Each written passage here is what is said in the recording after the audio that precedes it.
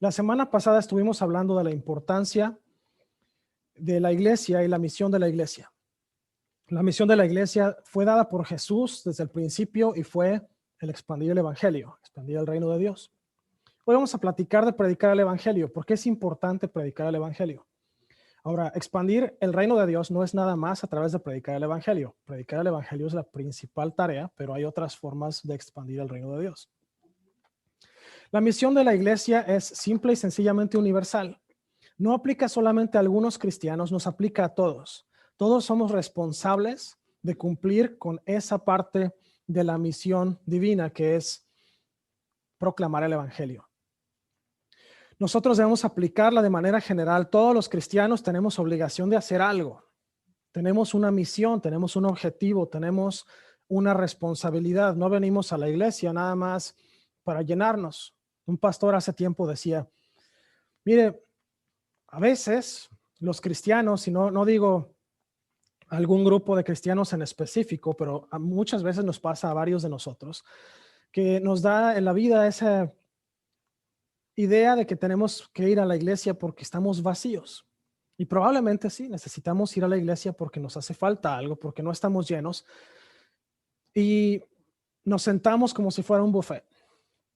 Y comemos, y comemos, y comemos, y comemos, y comemos. Y si usted se acuerda de las viejas caricaturas que ponían hasta el embudo en la boca, y seguían echándole comida hasta que reventaban, muchos cristianos nos quedamos en esa etapa. Ahí nos quedamos. Comemos, y comemos, y comemos, y comemos. Y llega el punto en que, ¿sabe qué? Hermano, me voy de la iglesia. ¿Por qué te vas? Es que ya no me gustó el steak que sirven aquí. Mejor me voy a ir allá porque sirven Gerber de banana, ¿no?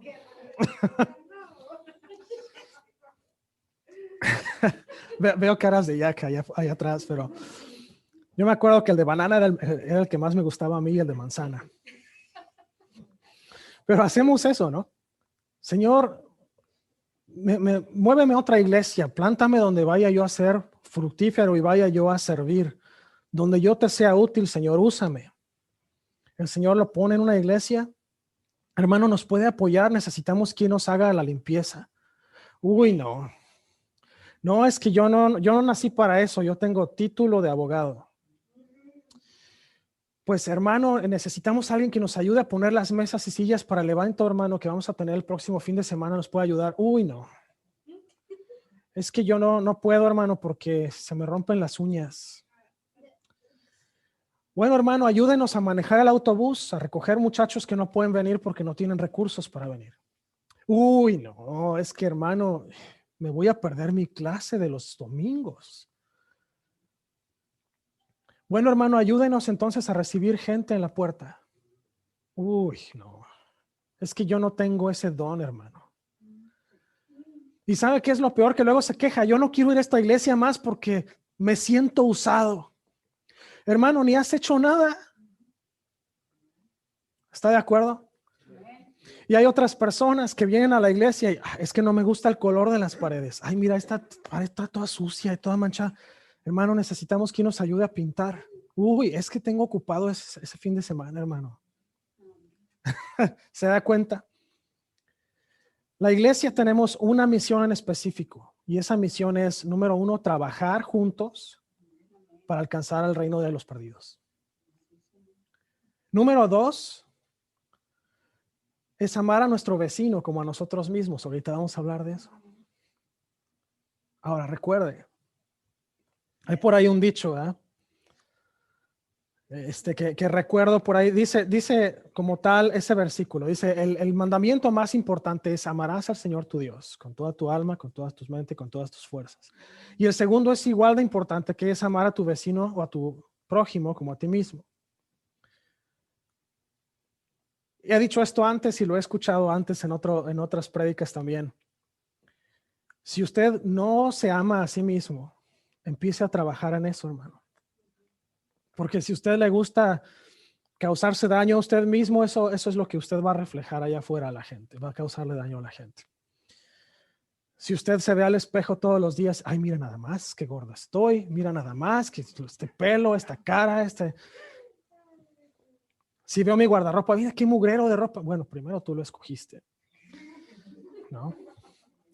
Y segundo, no te quieras tanto, ámate más, ¿no? Ok, entonces, tenemos que amarnos a nosotros mismos, tenemos que alcanzar a la gente allá afuera, tenemos que amar a Dios con todo nuestro corazón, pero además la misión es permanente, esta jamás se va a acabar mientras estemos aquí en la tierra. El día que Jesús regrese se va a acabar. Pero por mientras la misión de la iglesia es alcanzar a los perdidos, amarnos los unos a los otros, demostrar el amor de Cristo. Es permanente la misión, no se acaba nunca. No es como misión imposible que bajamos por la cuerda, nos robamos el diamante y ya estuvo. No, esta misión va por generaciones. Si Jesús no regresa hasta 2000 años más, por esos 2000 años la misión sigue siendo la misma. Seguimos teniendo el mismo encargo, la misma consigna. Es exactamente igual. Debemos ocuparnos en compartir el evangelio con otras personas. No es opcional. Es un mandamiento. Jesús dijo, ahorita lo vamos a leer, les dice ahora vayan, lleven el evangelio, prediquen el evangelio a toda criatura. Y dice que enseñándoles que obedezcan todo lo que yo os he mandado. Que obedezcan. No lo hizo opcional. Bueno, si quieren, si tienen tiempo, si no están viendo La Rosa de Guadalupe, ¿verdad? Lo hizo absoluta y totalmente mandamiento, obligatorio. Es nuestra responsabilidad hacerlo. Mire, compartir el evangelio es una forma de adorar a Dios. Es una forma de adoración, simple. Muchos ligamos la adoración con la música y la música tiene poquito que ver con adoración. Después, más adelante, les voy a dar un estudio de alabanza y adoración. De hecho, cuando acabemos la serie 2.7, lo que sigue es un estudio de alabanza y adoración. Pero ¿sabe qué? La alabanza y la adoración tienen algo importante. La música tiene su lugar, pero no es lo único. Nosotros debemos adorar como un estilo de vida. ¿Qué significa esto, hermano? Yo les decía en sesiones pasadas, si usted le manda a su hijo que haga algo y no lo hace, y lo vuelve a mandar y no lo hace, y lo vuelve a mandar y no lo hace, y le tiene que dar la nalgada para que lo haga, y aún así lo hace muy a regañadientes, y luego viene y le da el abrazo y le dice, papi, te amo, debes demostrarme más amor en la obediencia. ¿Está de acuerdo? Nuestra vida de adoración a Dios, le podemos decir a Dios, Señor, te amo, Señor, te adoro, eres todo para mí, pero si no hacemos lo que tenemos que hacer, nuestras palabras son vacías. Yo siempre se lo digo a mi hija, sobre todo porque cuando estamos a veces comiendo, uno dice, come, siéntate bien, usa los cubiertos. Y de repente voltea, papi, te quiero dar un abrazo y un beso. Demuéstrame que me amas obedeciéndome.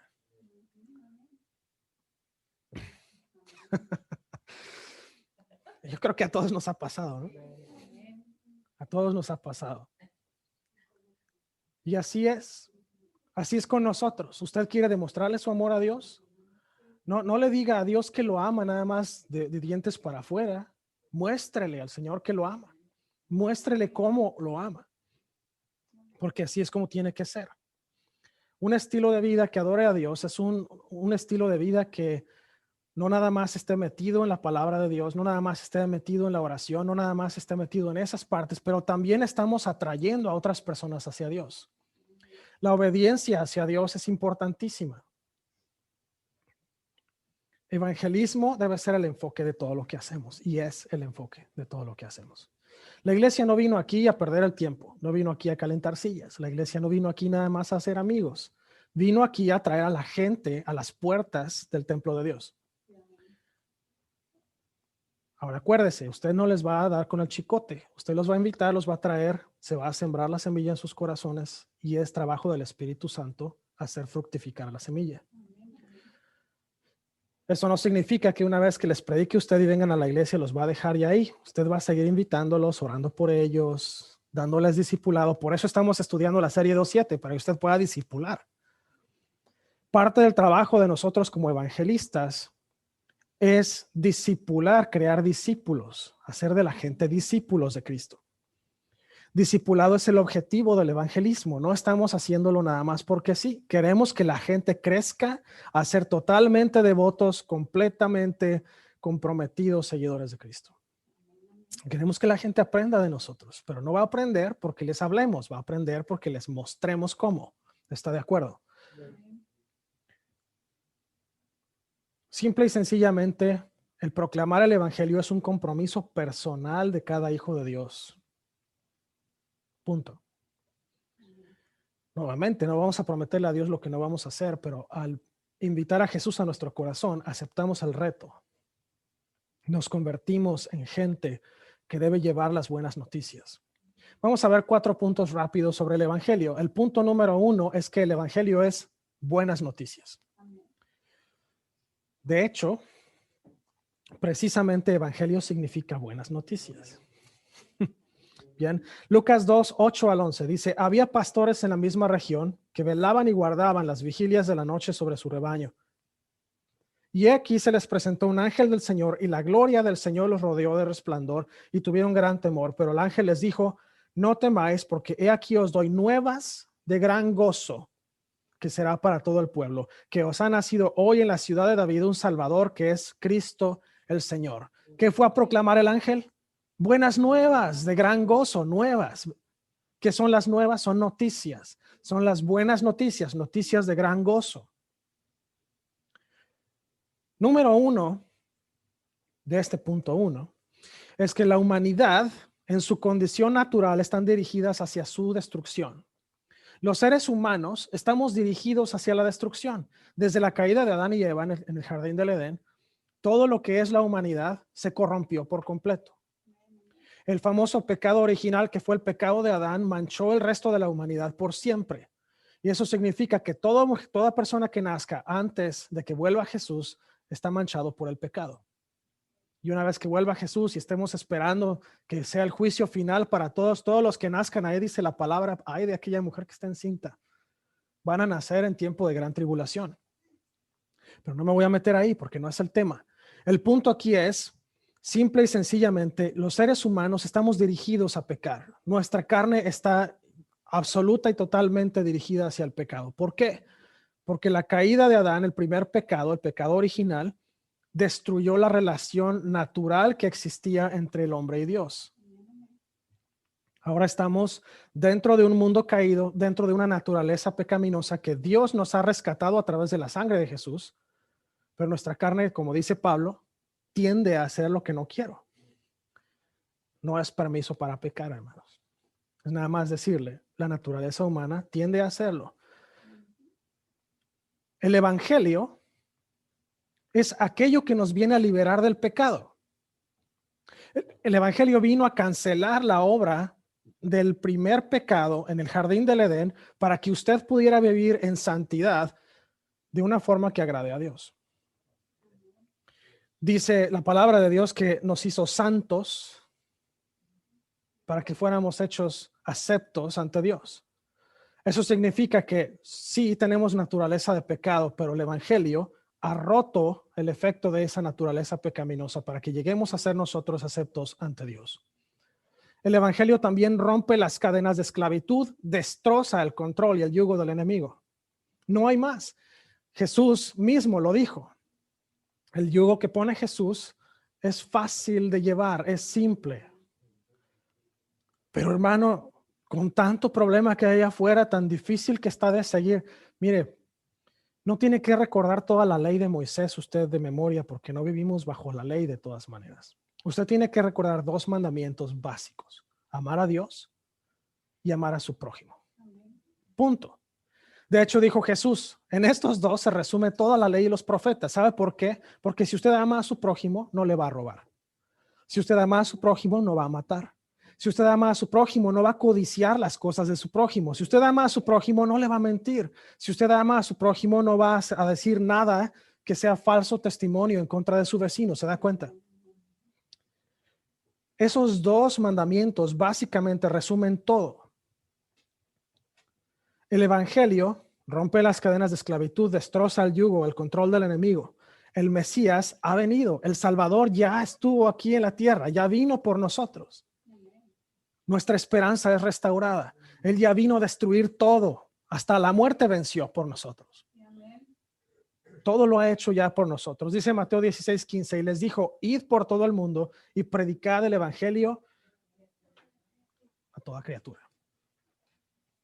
Nos dio la instrucción, nos dio la orden. Se imprimió de cabeza. Impresoras raras. Normalmente no ocurren. Punto número 2. El evangelio debe ser proclamado. San Francisco de Asís hizo dio una frase que quedó célebre para la posteridad. Predica el evangelio y habla cuando sea necesario.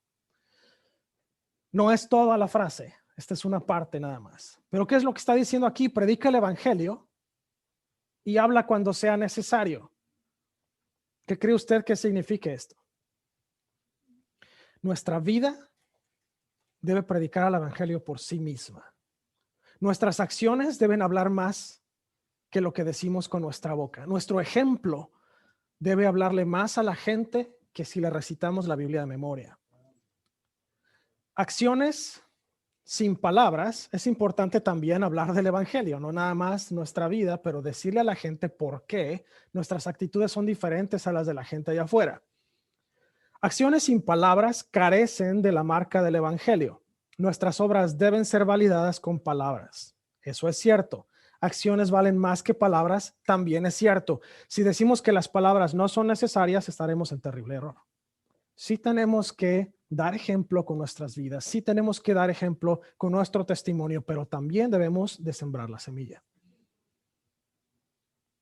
Las dos piezas son importantes, no estamos dejando una fuera o sin la otra. Acciones y palabras son importantes, las dos por sí mismas. Ahora, la palabra que se utiliza en el Nuevo Testamento para predicar y para evangelio es exactamente la misma. De hecho, es una palabra que significa predicar, evangelista y evangelio. Se usan exactamente la misma palabra en griego para describir estos tres. ¿Sabe por qué? Porque no debería de haber diferencia entre un evangelista, un predicador y el evangelio. Debería de ser una persona que vive y que habla del evangelio. Y todos somos evangelistas. Fuimos llamados a ser evangelistas. Aquí le va. Esto es también de San Francisco de Asís. Dice, ningún hermano debe predicar en contra de la forma y reglamento de la Santa Iglesia, ni a menos que su ministerio lo permita. Todos los hermanos, sin embargo, deben predicar con sus obras. ¿Qué está diciendo aquí San Francisco de Asís? Se me figura que cuando descargué la frase se cortó un poquito, pero ¿qué está tratando de decir la frase aquí? Está diciendo, nadie hable en contra de la iglesia. Nadie habla en contra del predicador en la iglesia, de sus propios hermanos. Básicamente, nadie habla en contra de nadie en la iglesia. Hay que recordar que la iglesia no es un edificio de 4 paredes. La iglesia es usted. La iglesia soy yo. La iglesia es usted, allá atrás. La iglesia es usted que nos está viendo del otro lado. En pocas palabras, está diciendo Francisco de Asís, ningún hermano debe predicar en contra de ninguno de los otros hermanos, ni de la forma en cómo ocurren las cosas dentro de la iglesia, ni el reglamento de la iglesia, a menos que su ministro lo permita. ¿Y qué ministro va a permitir que usted hable en contra de alguien más? A menos que no tenga escrúpulos. Dice, todos los hermanos, sin embargo, deben predicar con su billetera. Eso no es lo que dice ahí, ¿o sí? Cada hermano debe predicar con su programa de televisión favorito. ¿Con qué debe predicar? Con sus obras. Cada hermano debe predicar, sin embargo, con sus obras. ¿Qué significa esto? Vamos a predicar, vamos a hablar a la gente allá afuera, pero también vamos a mostrarle nuestras obras. Predique el evangelio usando sus palabras y usando su vida como ejemplo. Si usted le dice a la gente, tienes que leer la Biblia, pero la gente no lo ve a usted leyendo la Biblia, ¿qué ejemplo estamos dando? ¿Qué estamos predicando? Yo le digo mucho a mi hija, que de repente le da por voltearse a decirle a Tyrus. Le dice, Tyrus, tienes que comer bien. Y volteo y le digo, predica con el ejemplo. Si le vas a decir que tiene que comer bien, enséñale a comer bien. Si yo le digo, hermano, no ande usted hablando majaderías allá afuera a la gente, tratándolos mal, y usted me ve allá afuera después con el carrito del súper pegándole a la gente en los talones atrás, ¿qué ejemplo le estoy dando? ¿Está de acuerdo? Si le digo, hermano, no vaya a bares, no se emborrache, y va usted pasando por enfrente del pub aquí y me ve ahí, ¿qué ejemplo le estoy dando? ¿No? Así es como funciona. Las palabras, perdón, vamos a ver Mateo 4:23 rápidamente. Dice, y recorrió Jesús toda Galilea, enseñando en las sinagogas de ellos, ¿y qué? Predicando el evangelio del reino y sanando toda enfermedad y toda dolencia en el pueblo. Mateo 9:35, recorría Jesús todas las ciudades y aldeas, enseñando en las sinagogas de ellos, ¿y qué más? Predicando el evangelio del reino y sanando toda enfermedad y toda dolencia en el pueblo. Mateo 24:14, y será predicado este evangelio del reino en todo el mundo para testimonio a todas las naciones, y entonces vendrá el fin.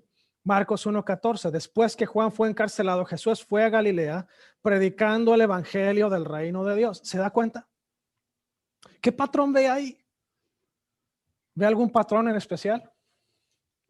Predicar el evangelio. Predicar el evangelio. Cuando la Biblia dice una cosa más de una vez, es porque quiere captar su atención. Y sabe que en el mismo libro del evangelio viene más que 2 veces. En el mismo libro, y ya nada más nos seguimos, pero si seguimos en Marcos, si seguimos en Lucas y en Juan, vamos a ver lo mismo. Se va a seguir repitiendo. Y en Hechos, si usted lee Hechos, los apóstoles, ¿qué hacían? Predicar el evangelio. ¿Qué fue Pablo a Acaya y a Roma y a Grecia y a todos estos lugares? Fue a predicar el evangelio. Ahora, punto número 3. El evangelio es sobre la cruz. No estamos predicando nada más que la cruz de Cristo. Hermano, entonces, ¿no vamos a hablarles del Antiguo Testamento? Jesús cumplió el Antiguo Testamento. Jesús cumplió la ley a toda palabra, a todo punto, coma y tilde. Si usted predica sobre la cruz de Cristo, usted está predicando básicamente toda la Biblia. Le voy a poner el ejemplo nuevamente. No cometa el error que aquella persona fue a predicarle a su vecino, enseñándole, en lugar de empezar con cualquier otro libro de la Biblia, empezó por el Apocalipsis. Me voy a comprar unos guaraches de llanta de tractor para correr bien duro y que no me alcancen. Fue el resultado de esa predicación. No cometa ese error. Si usted va a predicar el evangelio, empiece por Juan, empiece por Efesios. La cruz es la fuente del evangelio. La cruz de Cristo es la fuente del evangelio. ¿Sabe por qué? No hubiera servido de nada si Jesús hubiera venido al mundo y no hubiera muerto por usted y por mí. Y si hubiera muerto, si no hubiera resucitado, el evangelio sería nulo. Y lo dice tal cual Pablo más adelante. La cruz es la fuente principal del evangelio. Usted háblele a la gente sobre la cruz de Cristo, entregando el mensaje de salvación a través de la cruz, visto desde la perspectiva de la cruz, y usted va a estar entregando un mensaje correcto del evangelio. La fe en Jesucristo, dirigiendo nuestra mirada a la cruz, la fe de Cristo lo cambia todo. La fe de Cristo o la fe en Cristo Jesús cambia nuestra perspectiva de vida, nuestra perspectiva de las cosas, nuestra perspectiva sobre la enfermedad, nuestra perspectiva sobre las dificultades allá afuera. La fe en Cristo lo cambia. ¿Por qué? Porque ya no estamos confiando en nuestra habilidad como seres humanos. No estamos confiando en la habilidad de una externa persona. No estamos confiando en la habilidad de un departamento, de una institución de gobierno. No estamos confiando en la habilidad de un médico. Estamos confiando en Jesús, que es el autor, el consumador de la fe, es el iniciador de la vida, es la fuente de sanidad, es la fuente de provisión, es la fuente de todo. La fe en Cristo trae liberación. Todo ese pecado, todas esas cadenas, toda esa basura que estaba atándonos antes atrás es destruido, es roto y molido por nuestra fe en Cristo. Cristo lo destruyó por nosotros. Cristo destruyó a la muerte misma por nosotros. La fe en Cristo trae perdón. Si nosotros estamos cargando un yugo terrible de pecado detrás de nosotros, nuestra fe en Jesús va a ayudarnos a que ese pecado sea perdonado. Alguien me decía, no, es que, ¿sabes qué? Yo no creo que Dios vaya a poderme perdonar por lo que hice. Incluso tú lo escuchaste en aquellas vacaciones. El comentario fue, yo no puedo dar gracias porque con qué cara me acerco a Dios. Lo que yo hice es tan malo. Perdón, pero Jesús perdonó a un ladrón que estaba junto a él en la cruz, justo antes de morir. Él perdonó a una mujer que fue agarrada en el mero hecho de adulterio y la perdonó ahí, en el punto. Perdonó a la gente que lo colgó. Fueron unas de sus últimas palabras. Señor, perdónales porque no saben lo que hacen. Si Jesús tuvo la habilidad de perdonar gente que hizo cosas tan bajas y tan terribles, ¿por qué no perdonaría un pecado como el mío o el suyo?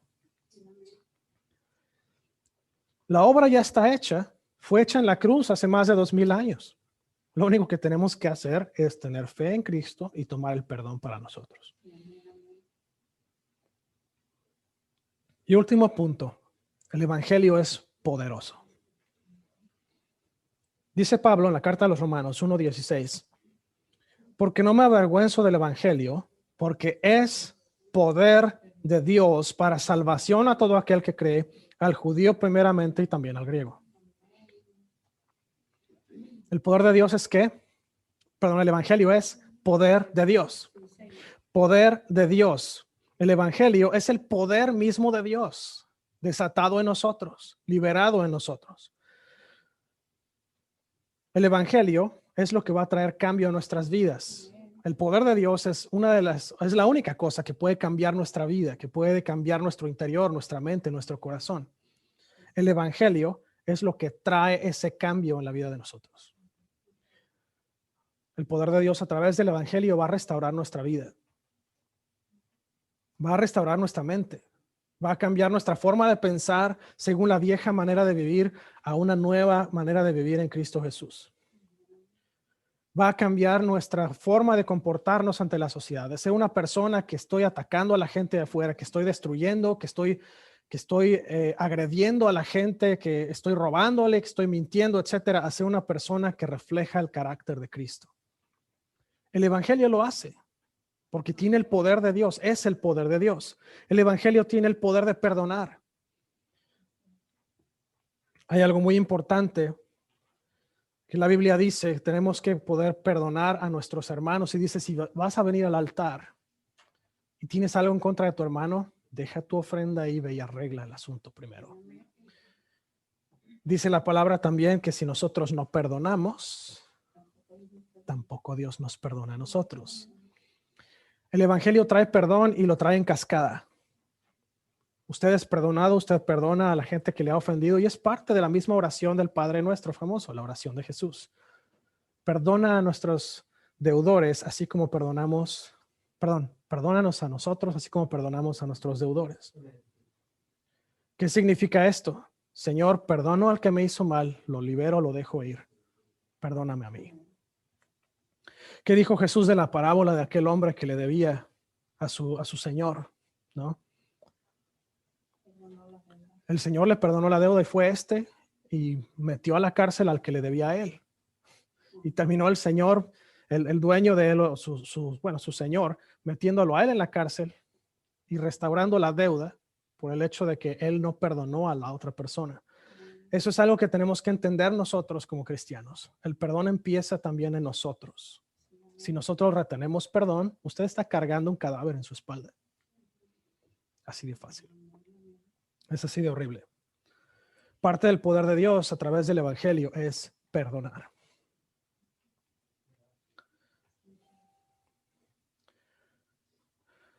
Hay una frase que puse ahí que es crucial. Se escucha mejor en inglés que en español, pero la puse en español. Misiones no es cruzar el océano. Misiones es mirar a la cruz de Cristo. Cuando entendamos el verdadero mensaje de la cruz de Cristo, vamos a entender nuestro propósito como gente, como cristianos. Decía por ahí un autor también, decía, si usted no entiende lo que ocurrió en la cruz del Calvario, usted no va a poder entender el propósito de su vida. Y es cierto. El día que usted entienda lo que pasó en la cruz, lo que pasó antes de la cruz y después de la cruz, ese día usted va a entender su propósito. ¿Qué fue lo que hizo Jesús por usted? Jesús se entregó por nosotros. Jesús hizo más que cualquiera de nosotros podríamos hacer. Jesús entregó su vida misma. El sacrificio de Dios, de entregar a su único hijo por nosotros, fue más allá, mucho, mucho más allá.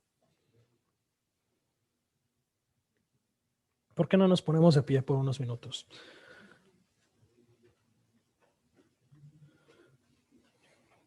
Vamos a orar. Hay dos llamados principales el día de hoy.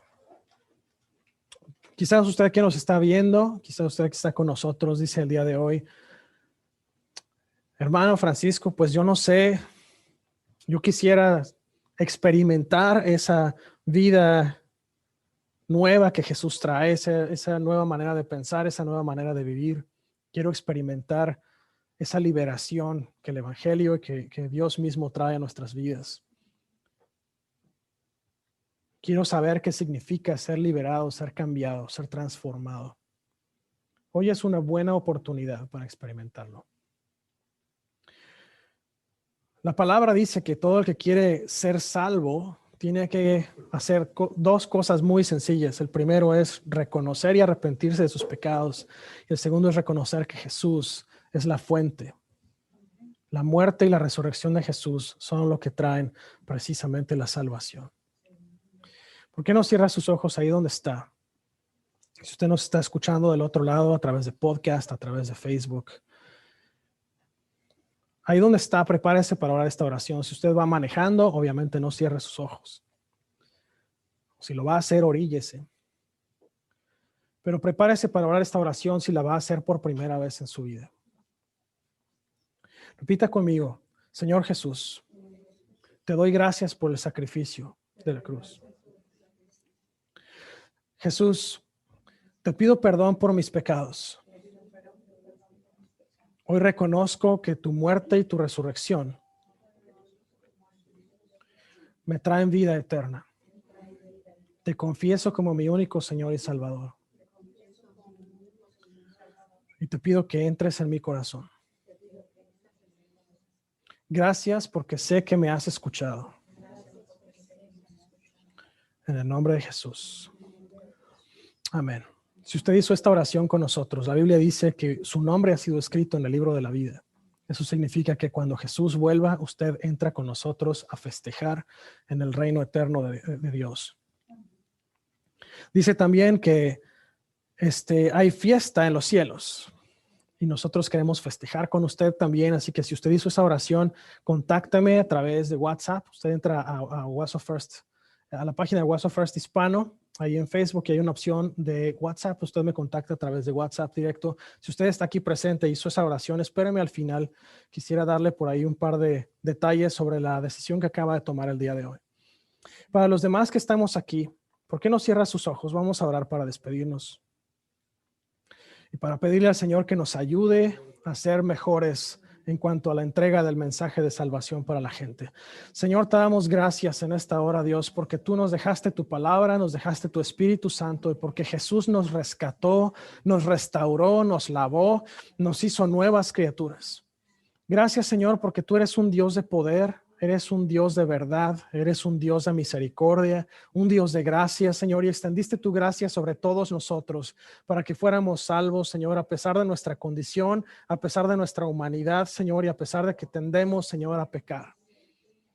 Te pedimos, Señor, el día de hoy que nos ayude, Señor, a recordar cada día la obra de la cruz, porque esa obra de la cruz nos va a llevar nuevamente, Señor, al propósito eterno por el cual nos has creado.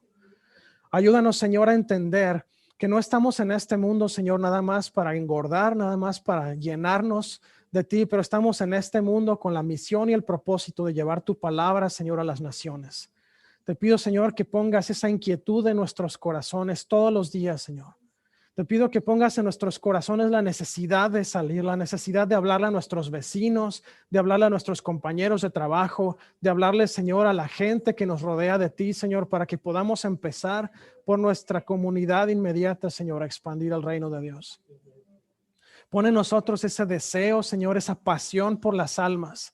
Señor, así como Pablo, que estaba todo el tiempo, Señor, con la cosquilla de salir, Señor, y de entregar tu mensaje de salvación, que así estemos nosotros, Señor, que estemos todo el tiempo con esa inquietud, con esa necesidad, Señor, de escuchar de tu palabra, pero entregarla a la gente, Señor, para que la gente te conozca, se arrepienta de sus malos caminos, Señor, y para que vengan al conocimiento pleno, Señor, de tu palabra, de tu Espíritu Santo y de ti mismo, Señor. Te pedimos que nos ayudes a tener las palabras exactas para hablarlas, Señor, en el momento apropiado, y que nos des también, Señor, la habilidad de comportarnos, Señor, como Jesús se comportaría. Danos, Señor, danos la mente de Cristo, danos los ojos de Cristo, Señor, y te pido que nos ayudes, Señor, a tener esos comportamientos, a tener, Señor, esas actitudes como las de Cristo para con la gente allá afuera. Ayúdanos a amar a la gente.